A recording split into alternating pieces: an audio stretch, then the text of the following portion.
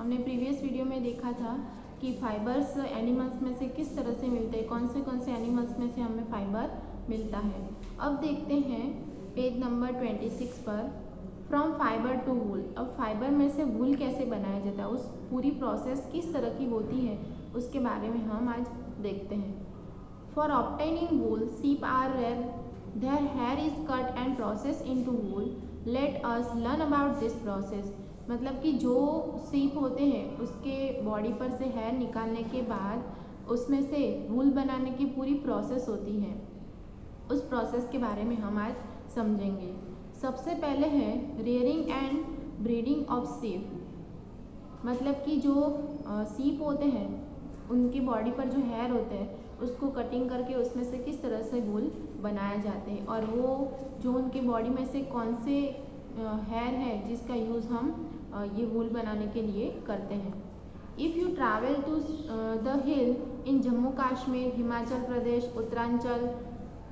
उत्तराचल Pradesh and Sikkim और the plain of Haryana, Punjab, Rajasthan and Gujarat, ये जो स्टेट के नाम बोले हैं मैंने, वो सब स्टेट के अंदर आप कभी घूमने जाओ तो वहाँ पे आप देखना कि वहाँ पर क्या होता है, कौन से स्टेट के यहाँ पर ये देखने को मिलते हैं, उसके बारे में आप अंडरलाइन कर सकते हो और आपको याद रखना है।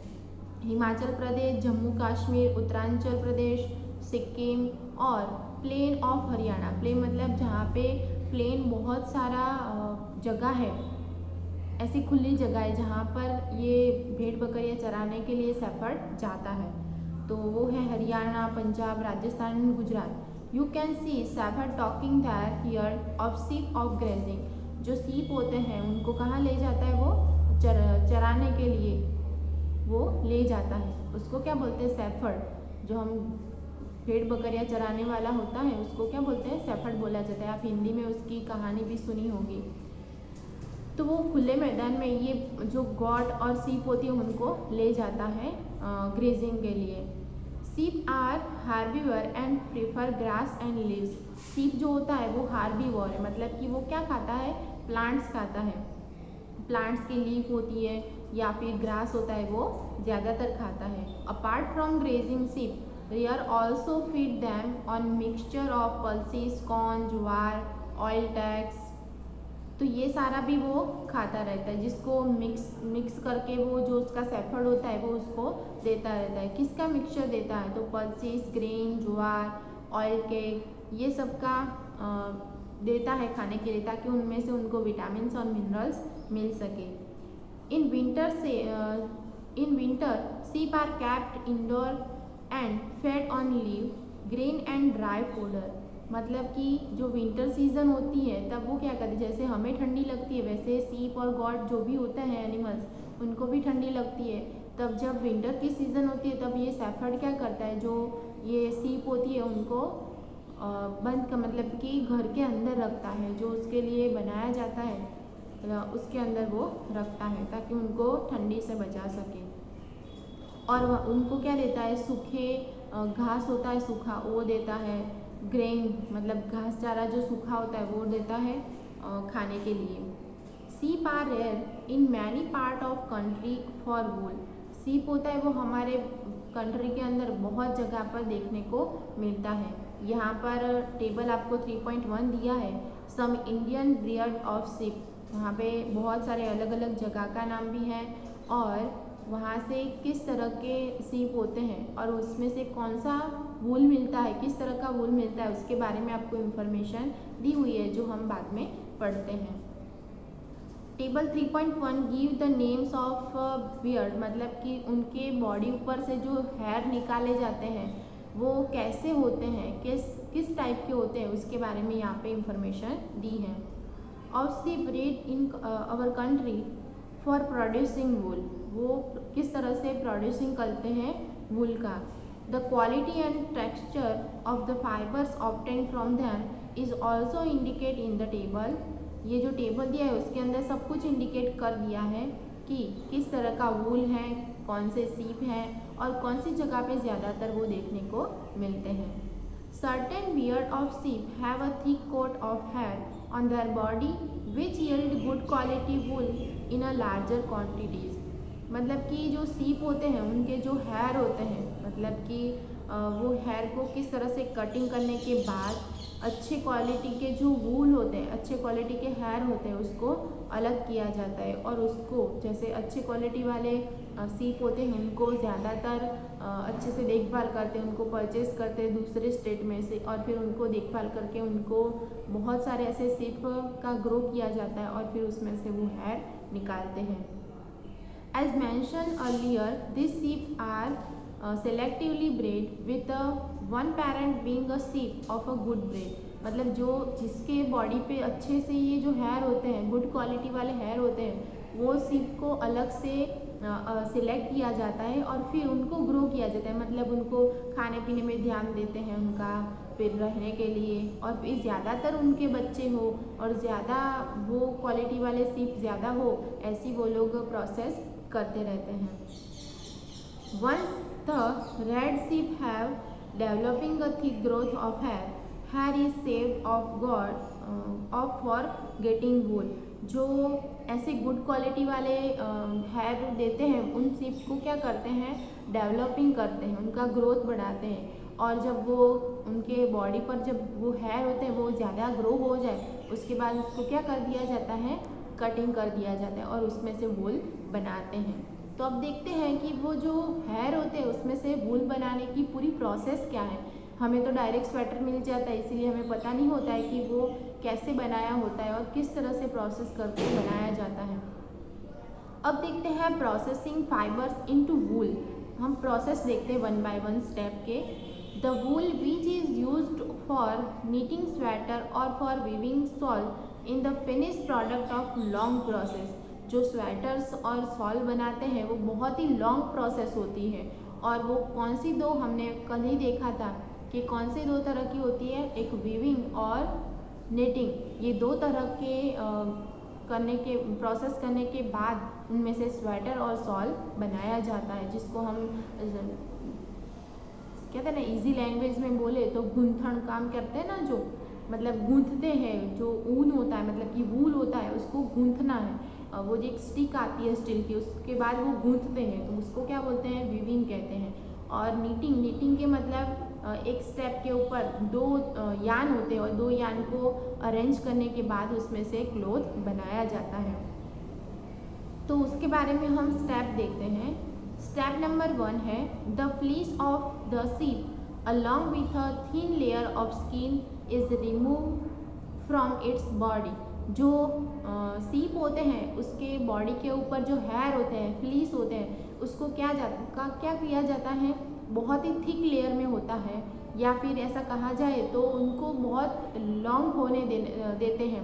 क्या, हेयर को, छोटे छोटे हेयर होते तब उसको कटिंग नहीं करते, पर उसका हेयर, बॉडी के ऊपर के हेयर बहुत बढ़ जाते हैं, फिर उसका क्या किया जाता है, सबसे पहले स्टेप है कि उसको कटिंग किया जाता है, निकाल लिया जाता है। This process is called sharing. उसको क्या बोलते हैं, शेयरिंग बोलते हैं। ये याद रखना, या फिर अंडरलाइन भी आप कर सकते हो कि जो ऐसे थिक लेयर के जो हेयर होते हैं उसको रिमूव करने की प्रोसेस को क्या बोलते हैं, शेयरिंग बोलते हैं। उसको वो हमारा फर्स्ट स्टेप है। Machine similar to those used by barber are used to shave off hair.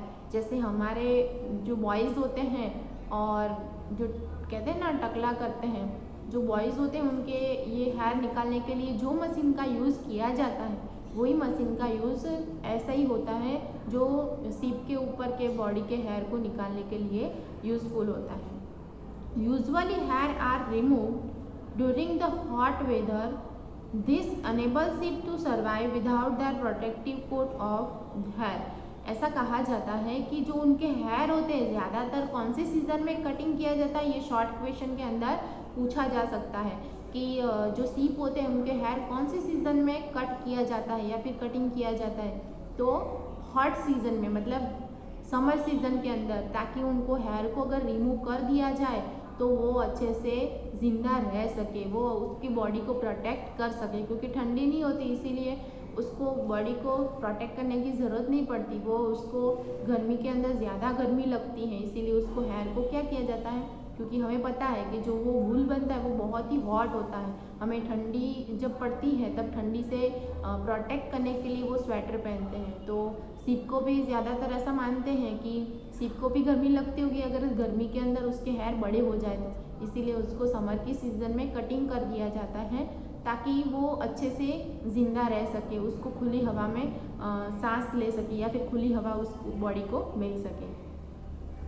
The hair provide a woollen fibre, जो हेयर होते हैं वो हमें क्या प्रोवाइड करते हैं, वुलन फाइबर प्रोवाइड करते हैं। Woollen fibre are then process into obtain woollen yarn, जो प्रोसेस करने के बाद वुलन यार्न बनते हैं हेयर में से।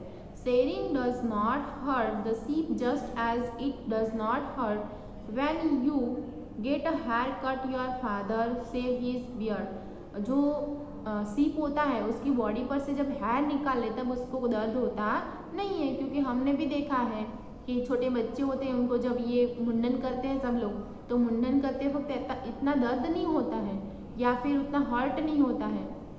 जब हमारे पापा होते हैं या फिर हमारा बड़ा भाई होता है तो वो जब अपनी दाढ़ी बनाते हैं या फिर मूछें निकालते हैं तब उनको जब ये हेयर निकालते तब उनको ये दर्द नहीं होता है। इसीलिए जो सीप होते हैं, गॉट होती है, उनको भी जब उनकी बॉडी पर से ये हेयर निकाला जाता है तब उनको हर्ट होता नहीं है।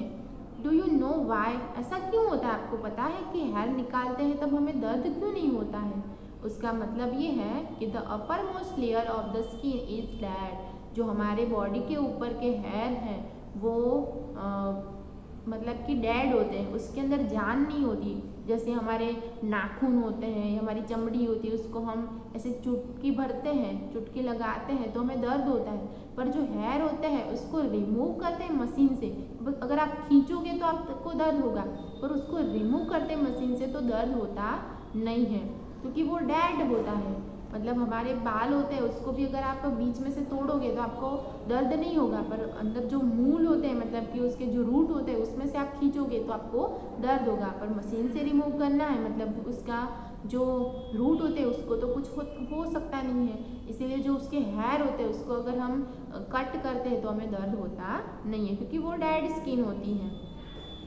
Also their hair of see growth again just as your hair does, जैसे ही आपके हेयर होते हैं वैसे ही सीप के भी हेयर क्या होते हैं, जब कट कर दिया जाता है फिर वापस वो ग्रो हो जाते हैं। जैसे हमारे किसी ने छोटे बच्चे को अगर मुंडन करते या फिर बड़े कोई इंतकाल हो जाता है किसी का तो मुंडन किया जाता है, तब ये मुंडन करने के बाद देखते हैं तो 2-3 महीने में वापस जैसे हेयर थे हमारे वैसे ही हेयर वो ग्रो हो जाते हैं। तो वैसे ही सीप को भी ऐसा होता है कि विंटर सीजन के अंदर वो हेयर को कट किया जाता है फिर वो वापस ग्रो हो जाते हैं। यहाँ पर हम देखते हैं टेबल के अंदर, देखो मैं यहाँ पर पढ़ रही हूँ, सारा का सारा नहीं पढ़ रही, पर ये आपको समझना है और याद भी रखना है कि कौन सी जगह पर से कौन सा वूल मिलता है और कौन से कास्ट के वो सीप होते हैं। नेम ऑफ ब्रियड, तो जो ये ब्रियड होते हैं मतलब कि लोही, रामपुर, हुसार, नली, बखरवाल मतलब कि क्वालिटी वाले वूल हैं। तो good quantity wool, brown fleece, carpet wool, for woollen shawl, उसमें से ये सारी चीज़ें बनाई जाती हैं। और वो कौन से स्टेट में देखने को मिलते हैं, तो राजस्थान, पंजाब, उत्तर प्रदेश, हिमाचल प्रदेश, राजस्थान, हरियाणा, पंजाब, जम्मू कश्मीर, गुजरात, ये अलग अलग, जो कि जैसे कि लोही है वो गुड क्वालिटी वाला वूल होता है और वो कहाँ पे देखने को मिलता है, राजस्थान और पंजाब में से हमें मिलता है। तो इसके बारे में हमें समझना है और याद रखना है। स्टेप 1 हमने देखा कि सबसे पहला स्टेप क्या है, शेयरिंग। उसको जो हेयर होते हैं सीप के बॉडी पर से उसको निकालने की प्रोसेस को क्या बोलते हैं, शेयरिंग। वो हमारा फर्स्ट स्टेप था। अब सेकेंड स्टेप देखते हैं। The sheared skin with hair is thoroughly wash in tank to remove grease, dust and dirt, this called is scouring. मतलब कि शेयरिंग करने के बाद अपनी बॉडी के ऊपर से हेयर निकालने के बाद, किसकी बॉडी, सीप की बॉडी पर, हमारी बॉडी की बात की नहीं है, सीप की बॉडी पर से जो मतलब कि हेयर होते हैं उसको निकालने की प्रोसेस को शेयरिंग बोलते हैं। और स्टेप 2 हमारा है कि शेयरिंग करने के बाद जो हेयर होते हैं उसको क्या करा जाता है, बहुत बड़ी टंकी के अंदर, पानी वाली टंकी होती है उसके अंदर धोए जाते हैं। उसको धोने का काम करता है, वॉश करने का काम किया जाता है, ताकि उसके अंदर जो कचरा हो, धूल मिट्टी मैल हो, वो सब गंदगी निकल जाए और अच्छे से उसको साफ कर सके और वो मतलब कि स्वेटर और शॉल बनाने में यूज़फुल रहे। तो सेकंड प्रोसेस को क्या बोलते हैं, स्कोरिंग बोलते हैं। जो धोने की प्रोसेस होती है, वॉश करने की प्रोसेस होती है, उसको स्कोरिंग बोलते हैं। Nowadays scoring is done by machine. पहले के ज़माने में ऐसा होता था कि बहुत बड़ी पानी की टंकी होती है, उसके अंदर डाल दिया जाता है, पर अभी के डेज में तो ऐसा है कि मशीन के अंदर ही धोए जाते हैं। यहाँ पे आपको देखो 3.8 के अंदर आप देख सकते हो, फिगर 3.8 के अंदर कि पहले के कटिंग करते हैं, यहाँ पे आपको शेयरिंग के भी पिक्चर दिखाई दे रहे होंगे, तो कैसे उसको सुलाने के बाद उसके हेयर निकाला जाता है। फिर स्कोरिंग करते हैं, जो टैंक होती है उसके अंदर ऐसे सारे के सारे हेयर डाल के फिर उसको अच्छे से धोया जाता है। उसके बाद स्कोरिंग मशीन से भी होती है, देखो आप देख सकते हो कि उसमें से पानी आता है और वो धोने के बाद दूसरे के अंदर चला जाता है। तो ये सेकंड मेथड है स्कोरिंग की, मतलब कि उसको धोया जाता है। थर्ड स्टेप है after scoring sorting is done. उसके बाद सॉर्टिंग किया जाता है, मतलब कि उसको सेपरेट किया जाता है। जो हेयर होते हैं उनको कैसे सेपरेट करते हैं, the hairy skin is sent to the factory where hair is different structure are separate और sorted। मतलब कि जो हेयर होते हैं स्किन के, उसको कहाँ भेजा जाता है, फैक्ट्री के अंदर भेजा जाता है, और वहाँ पर अलग अलग डिफरेंट स्ट्रक्चर होता है, मतलब लॉन्ग हेयर, बहुत ही छोटे हेयर, ऐसे अलग अलग डिपार्टमेंट में, अलग अलग डिफरेंट पार्ट में उनको सेपरेट किया जाता है, शॉर्टेड किया जाता है। और थर्ड प्रोसेस हमारी है सॉर्टिंग की। और फोर्थ प्रोसेस है the small fluffy fibre called बर। जो छोटे छोटे हेयर होते हैं, क्योंकि हम हेयर सारे के सारे बड़े तो नहीं होते, छोटे बड़े सब होते हैं साथ में, तो जो बड़े होते हैं उसको अलग किया जाता है, और छोटे छोटे जो फ्लफी बर होते हैं उसको छोटे हेयर को क्या बोलते हैं, बर बोलते हैं। Are picked out from the hair, this are the same burr which sometime appear on your sweater. अभी कभी कभी हमने देखा है कि हमारे जो हम स्वेटर पहनते हैं तब क्या करते हैं, ऐसे हाथ से हम खींचते हैं तो छोटे छोटे जो बर होते हैं वो निकल जाते हैं और हमें देखने को मिलते हैं कि वो ये छोटे छोटे बर हैं। The fibre are scoured again and dried, this is wool ready to drawn into fibres. फिर क्या किया जाता है, ये सेपरेट करने के बाद, थर्ड प्रोसेस थी सेपरेट करने की, सॉर्टिंग करने की। वो सेपरेट करने के बाद जो हेयर बचते हैं उनको अलग किया जाता है और उसके बाद वो सुखाया जाता है, उसको सूखने देते हैं धूप में या फिर मशीन के अंदर उसको सुखाया जाता है। फोर्थ प्रोसेस है सुखाने की। फिफ्थ स्टेप है द फाइबर्स कैन बी डेल्ड in various colour as a natural fleece of sheep as god is black brown and white. उसको सुखाने के बाद जो ज़्यादातर हम देखते हैं, क्योंकि स्वेटर तो बहुत ही कलरफुल होते हैं, बहुत ही डिफरेंट डिफरेंट कलर के हमें देखने को मिलते हैं, पर जो ज़्यादातर नेचुरली जो सीप और गॉट होती है उनके हेयर कैसे होते हैं, ब्राउन ब्लैक या फिर वाइट कलर के होते हैं। उसके अलावा भी हमें तो स्वेटर बहुत कलरफुल मिलते हैं। तो फिफ्थ प्रोसेस क्या है उसकी, उसको जो सूखे हुए हेयर होते हैं जो ये सीप के और गॉड के, उसको कलर किया जाता है, अलग अलग कलर में उसको रंगते हैं। उसके बाद सिक्स्थ स्टेप है हमारा the fibre are straight comb and roll into the yarn, the longer fibre are made into wool for sweater and shorter fibre are spun and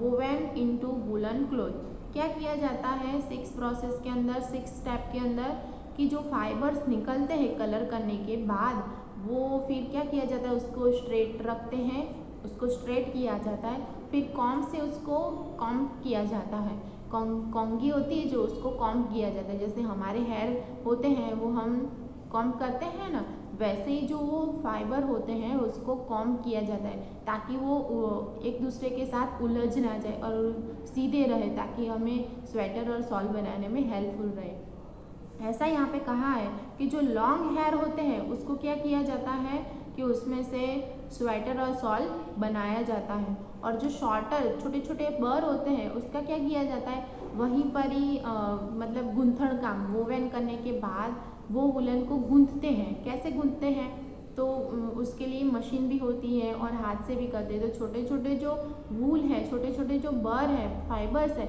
उसको वहीं पर ही वोवन किया जाता है ताकि वो उसमें से छोटे मोजे या फिर मफलर, स्कार्फ, ये सब छोटे छोटे क्लोथ बनाए जाते हैं वुलन के।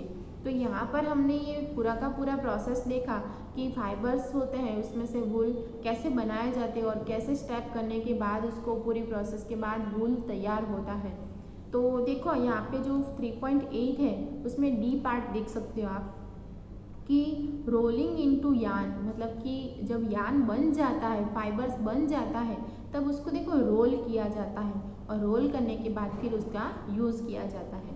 यहाँ पे लिखा है the processing is the processing of fibres into wool can be represented as follow. यहाँ पे पूरी प्रोसेस दी हुई है। सबसे पहले कौन सी प्रोसेस है हमारी, आपको याद रखना है, सैरिंग की, फिर है स्कोरिंग की, फिर है सॉर्टिंग की, फिर क्लीनिंग ऑफ बर, उसको क्लीन करके कलर किया जाता है, फिर रोलिंग और डिंग। तो ये सारी प्रोसेस हमने देख ली। अब बाकी का जो है वो हम नेक्स्ट वीडियो में देखेंगे। आपको समझ में आ गया होगा और उसके हिसाब से आपको आपकी वर्कबुक के अंदर नोट डाउन भी करना है, बुक के अंदर देख के। Okay, thank you.